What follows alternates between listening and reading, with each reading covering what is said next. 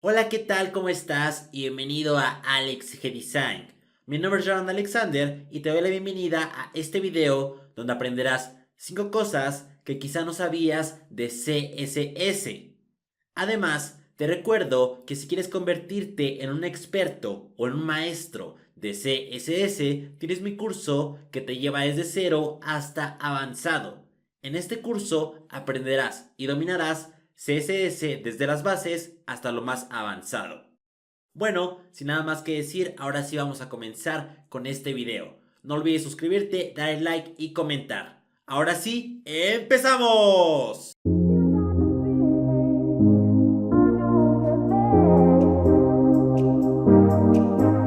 Y antes de empezar, te recuerdo que el patrocinador de este canal y de este video es Hostinger. Hostinger es un proveedor de servicios web como hosting y dominio, que te permitirá tener tu página web en internet. Lo que debes hacer es ir a hostinger.com/alexg para acceder a un super descuento por ser suscriptor del canal. Solamente vas a esperar unos segundos para que accedas a su página, que como puedes ver al principio te da un 50% de descuento de hosting más dominio, incluido el certificado SSL gratis. Lo que voy a hacer es bajar un poco más y ver sus tres planes, el sencillo, el premium y el empresarial. Yo por ejemplo voy a tomar el empresarial y voy a dar clic aquí en agregar al carrito. Ahora me dice que por 4 años, es decir, 48 meses, son 3,100 pesos mexicanos, lo que equivale a $150 por 4 años. Pero si yo voy a esta parte, me pide un cupón de descuento y voy a poner el cupón ALEXG. Este cupón es solamente para los suscriptores de este canal. Y ahora voy a canjear el cupón dando clic aquí.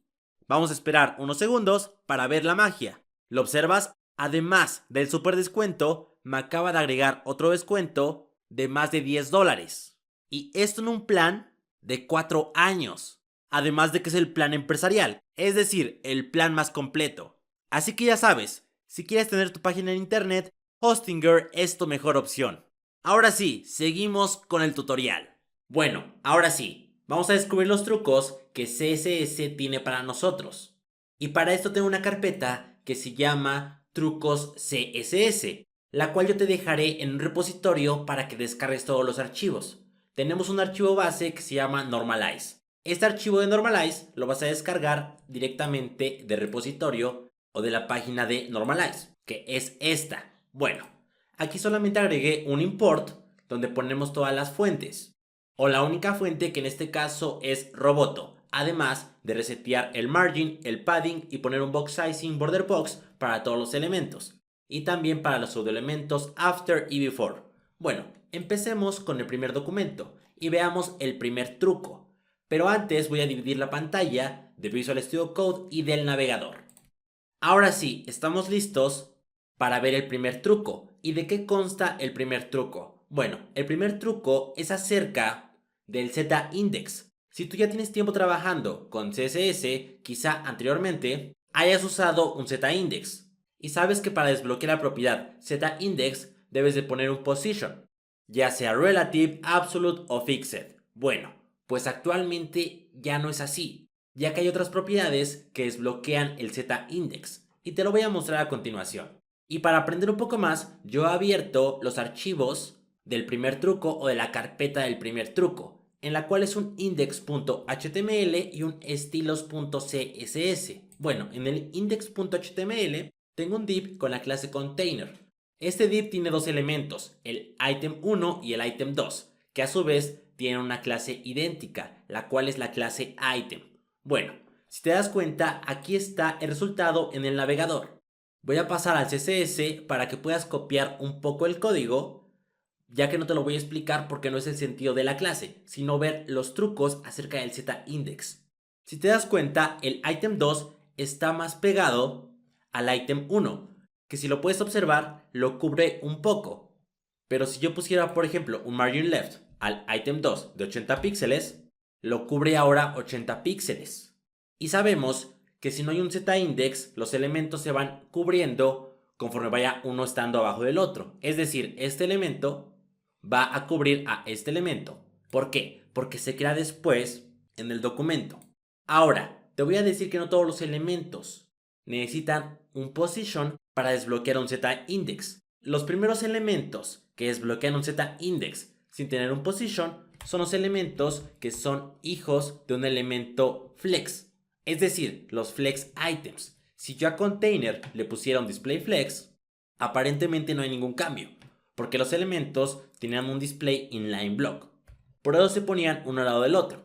Pero si ahora al item 2 le diera, por ejemplo, un Z-index de 100, y si yo guardo, ¿lo observas? El item 1 se sobrepone al segundo elemento. ¿Por qué? Porque al ser un flex item, ahora desbloquea un Z-index. De la misma forma, si el item 2 tuviera un Z-index, por ejemplo, de 200, ahora se superpone. Pero si ahora el item 3 tuviera un Z-index de 300, se superpone el item 3. Perfecto, ¿no? Si yo comentara el display flex, no pasa nada. ¿Por qué? Porque es solamente para elementos que son hijos de un flex container, es decir, flex items. Pero también aplica para elementos que son grid items. Si yo pongo display grid, bueno, se rompe, pero voy a poner un grid template columns y voy a poner dos columnas que sea, por ejemplo, de su máximo contenido. Ahora sí, ¿lo observas? Volvemos al principio y si yo, por ejemplo, al item 2 le pusiera un Z-index de 400, ¡pum! Se superpone ahora el item 2 al item 1. Pero si el item 1 tuviera un Z-index de 500, ahora el item 1 se superpone al item 2. Y ahora lo que voy a hacer es borrar el Z-index de ambos elementos y voy a comentar igual o voy a borrar lo del display grid. Bueno, pues ahora también te voy a enseñar otras propiedades que desbloquean el Z-index. Una de ellas es el transform. Por ejemplo, si yo le pusiera al item 1 un transform con un valor, por ejemplo, de translate de 10 píxeles, ¿lo observas? Ahora se superpone. Al tener un transform, se puede superponer el elemento. Perfecto, ¿no? Perfecto. Bueno, pues otra propiedad que también modifica el Z-index o el apilamiento es la opacidad. Una opacidad distinta de 0 va a hacer que superponga ese elemento a otros, si es que los otros elementos no tienen un position. Por ejemplo, un opacity de 0.9, ¿lo observas? Hace que superponga el item 1 al item 2. O también, por ejemplo, la propiedad clippath. Si yo creara, por ejemplo, un círculo que sea del 50% al 50% y 50%. Y si yo guardo, ¿lo observas? El círculo se superpone al item 2. Cabe recalcar que estos Z-index no tienen prioridad ante elementos que tengan un position relative o un position absolute o fixed. Y una vez viendo todo esto, pasemos al segundo truco. Y ahora estamos en el archivo o en el index.html del segundo truco, en el cual vamos a ver un poco más de las sombras. Porque en las sombras podemos crear sombras múltiples y también darle sombras a elementos sin fondo. Te lo voy a mostrar a continuación. Bueno, tengo aquí un div con la clase Shadow. Si yo paso aquí al CSS, tengo un selector de Shadow. Bueno, empecemos a ver las sombras. ¿Qué son las sombras? Bueno, las sombras básicamente es una copia exacta de ese elemento y podemos trasladarla con valores offset de X y de Y. Además de agregar un blur y un spread. ¿Qué es el blur? Bueno, el blur es el difuminamiento y el spread es el esparcimiento. Te lo voy a mostrar a continuación. Por ejemplo, si yo al div con la clase Shadow le diera un width de 200 píxeles y un height de 200 píxeles y ahora un background, por ejemplo negro, perfecto, aparece aquí. Pero le voy a dar un height, por ejemplo, de 100 píxeles o de 50 píxeles. Bueno, pues como te comenté en la teoría, las sombras es una copia exacta de ese elemento. Tanto que si yo agrego la propiedad boxShadow y ahora empiezo a modificar a su sombra, ve lo que pasa. Y te recuerdo que para que aparezca una sombra, mínimo debe tener dos valores. El primer valor, que es el offset en X, y el segundo, que es el offset en Y. Es decir, el primero determina qué tanto se va a trasladar el elemento en X y el segundo, qué tanto se va a trasladar el elemento en Y. Si yo guardo, ¿lo observas? Se acaba de crear una copia exacta del elemento, Quizá no lo veas, pero si le pongo por ejemplo un offset en X de 80 píxeles y un offset en Y, perdón, de 80 píxeles, ¿lo observas? Es una copia exacta. Y si yo a Shadow le diera un border radius de 5 píxeles, sigue siendo una copia exacta. Por defecto tiene el valor current color, que es el valor actual de la caja o del elemento. Si la caja tuviera un valor, por ejemplo, o un color que sea green, ahora este sería green. ¿Lo observas? Perfecto, ¿no? Bueno, voy a quitarlo y también voy a omitir el blur porque en este caso no lo voy a ocupar. Simplemente voy a poner, por ejemplo, un color que sea, por ejemplo, red y voy a quitar el border radius. Pero voy a trasladarlo, en este caso 50 píxeles en Y, es decir, hacia abajo. Voy a poner 50 píxeles y perfecto. Y si ahora yo quisiera crear otra sombra, voy a poner una coma y voy a empezar con el offset. En este caso el offset de X es de 0. No quiero que se mueva hacia la derecha o izquierda, pero en Y sí quiero que se mueva y en este caso son 100 píxeles. Además de ponerle, por ejemplo, un color que sea, por ejemplo, yellow. Y si yo guardo, ¿lo observas? Creamos la bandera de Alemania simplemente con sombras. Este truco te ayudará bastante porque básicamente te permite clonar o duplicar a los elementos con sombras, ya que como sabemos, las sombras es una calca de ese elemento. Claramente se pueden hacer más grandes si pones un split. Por ejemplo, un split de 20 píxeles, haces 20 píxeles más grande esa sombra. Pero eso es tema de otro video, ¿vale? Ahora ya sabes cómo usar sombras múltiples. Pero, además voy a agregar una imagen que es de Naruto. No sé si la observas, es de Naruto, no tiene fondo. Voy a ir a naruto.png y aquí está la imagen. Voy a quitar la parte de Shadow. Y ahora sí, voy a dar una clase a Naruto que sea la clase Image. Class Image. Bueno, ahora a Naruto voy a darle, por ejemplo, un width de 100 píxeles.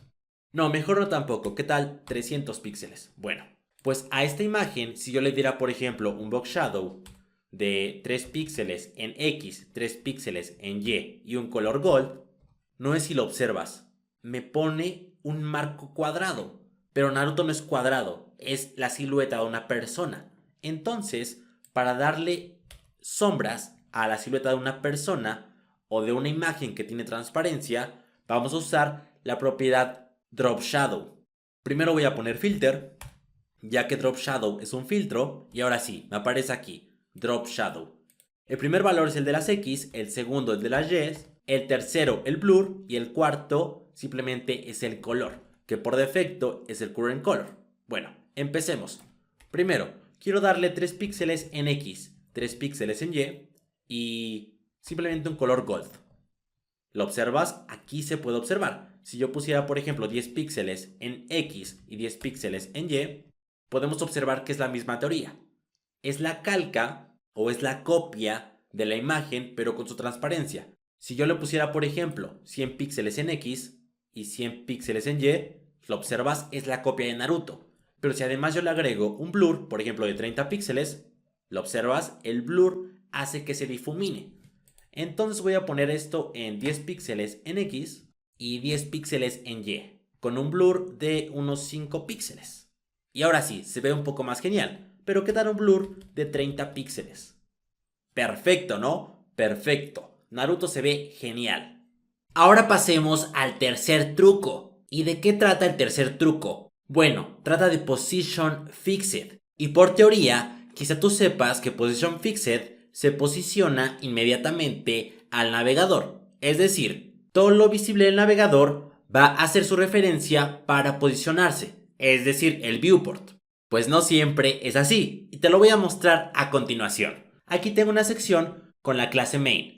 Esta clase main tiene dentro una clase modal, la cual dentro del modal tiene la leyenda aprende CSS. Y voy a pasar a los estilos y los voy a pasar muy lento para que los copies. O también puedes ir al repositorio.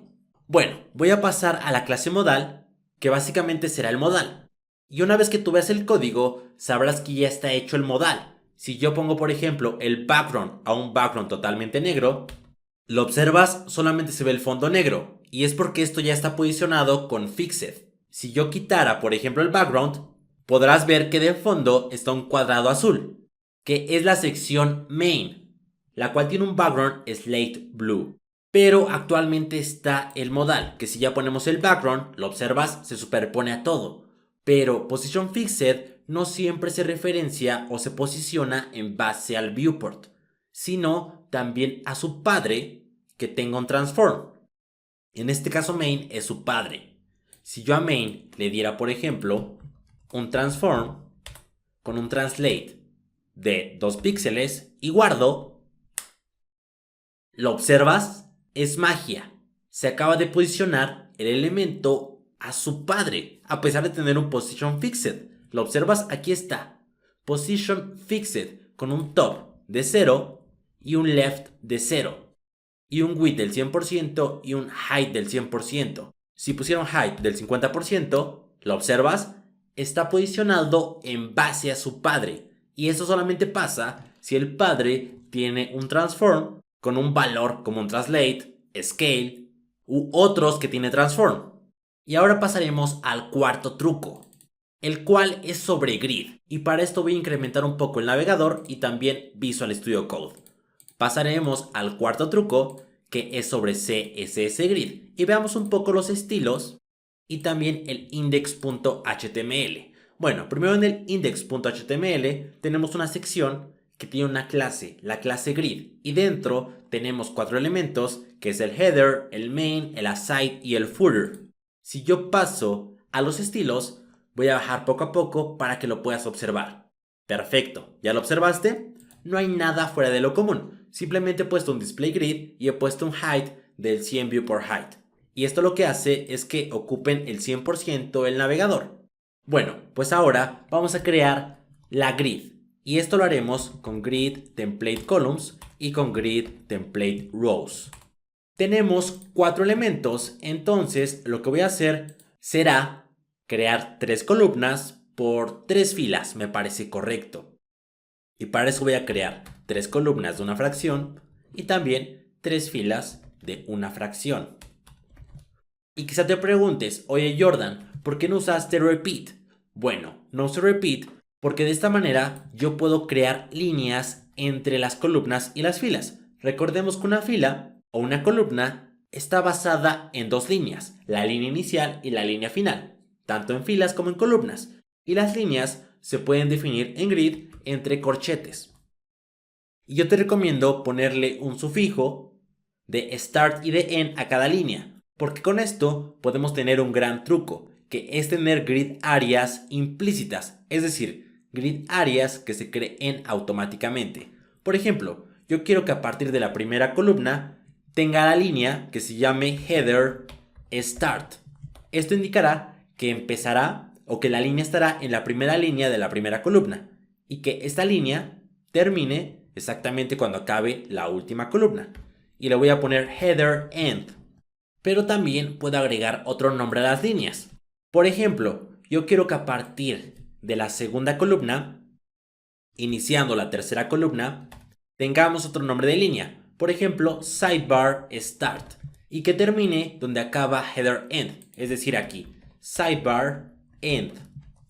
Te recuerdo que los nombres de las líneas los das tú. Simplemente que yo te recomiendo que pongas el sufijo end y start. A continuación verás por qué. Ahora también quiero definir el nombre de las líneas en filas. Ya lo definí en columnas. Ahora también lo quiero en filas. Aunque también puedo poner aquí footer start. Y también puedo terminar en footer. Pero voy a comentar esto y solamente lo pondré en header. Bueno, a partir de la primera fila voy a poner header start, porque quiero que header empiece en la primera fila y también termine en la primera fila. Quiero que solamente abarque, en este caso, una fila. Y aquí le voy a poner header end. Voy a dar enter para que aprecies esto de una mejor manera y puedas ver la cuadrícula, que de igual forma te la voy a poner aquí como una imagen. Y por último, sidebar, quiero que empiece donde empieza la segunda fila. Voy a poner aquí sidebar start y que termine igual en la segunda fila. Y pondré aquí sidebar end. Lo único que hacemos es nombrar a las líneas de las columnas. Simple como eso. Algo tan simple que si yo paso a Chrome y ahora inspecciono y paso a la parte de layout y yo muestro la grid y aquí exactamente voy a pasar en Show Line Names. Voy a quitar todo esto y si te das cuenta aquí dice Header Start y Header End, además de Sidebar End y Sidebar Start. Pero en filas no aparece nada. ¿Y por qué? Bueno, veamos. Y es porque tengo un error. No puedo poner dos corchetes para declarar dos líneas. Esto se pone simplemente en el mismo corchete y das un espacio. Ahora si yo paso a Chrome, perfecto. En líneas, aquí igual empieza Header Start y termina en Header End. Y Sidebar Start empieza aquí y termina aquí.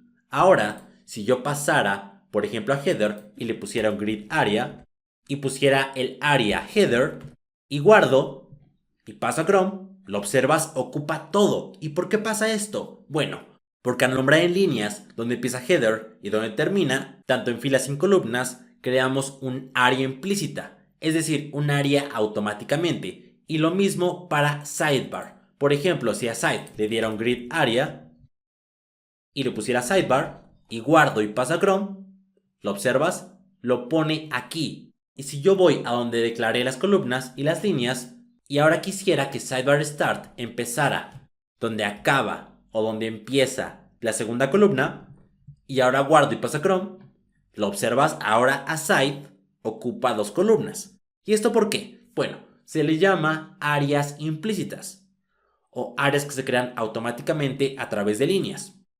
Mi reto para ti es que crees todo el layout a partir de líneas. Pero también hay otro truco. ¿Y cuál es este truco? Que si tú declaras las áreas, ahora vas a tener líneas implícitas.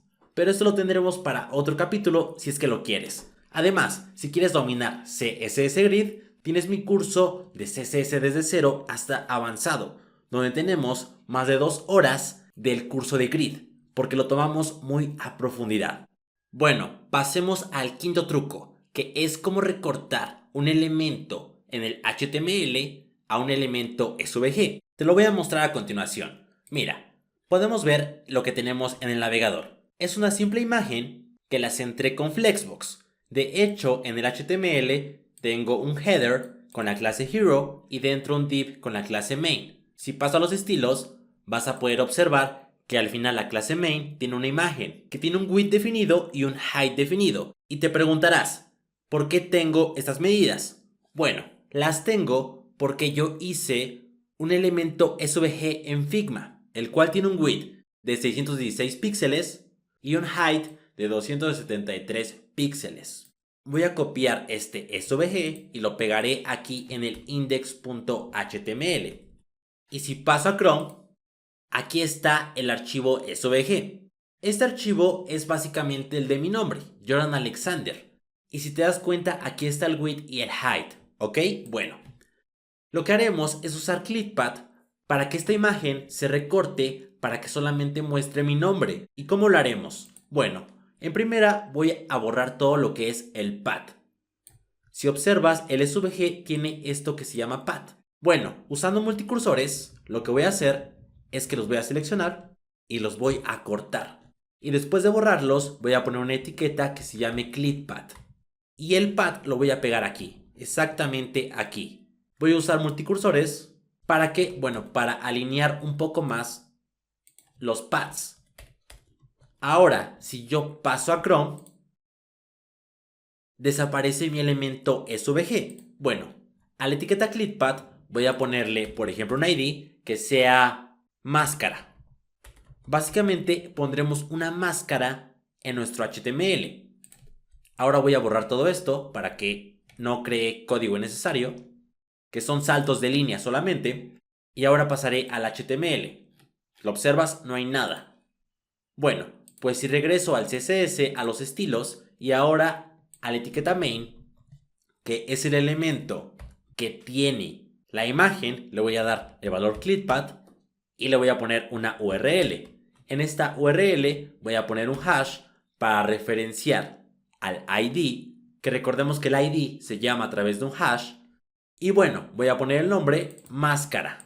Ahora, si yo paso a Chrome, ¿lo observas? Perfecto, ¿no? Tenemos una máscara con el nombre Jordan Alexander. Es algo sumamente genial, ¿no? Bueno, ahora sí, hemos terminado este video. Espero te haya gustado bastante y hayas aprendido mucho. Y además, déjame recordarte algo. Si quieres dominar CSS, tienes mi curso de CSS desde cero hasta avanzado. No lo olvides, donde aprenderás y dominarás CSS. Sin nada más que decir, mi nombre es Jordan Alexander, creador de Alex G Design, y te agradezco bastante por todo ese tiempo que dedicaste al video. Ahora sí, ¡nos vemos!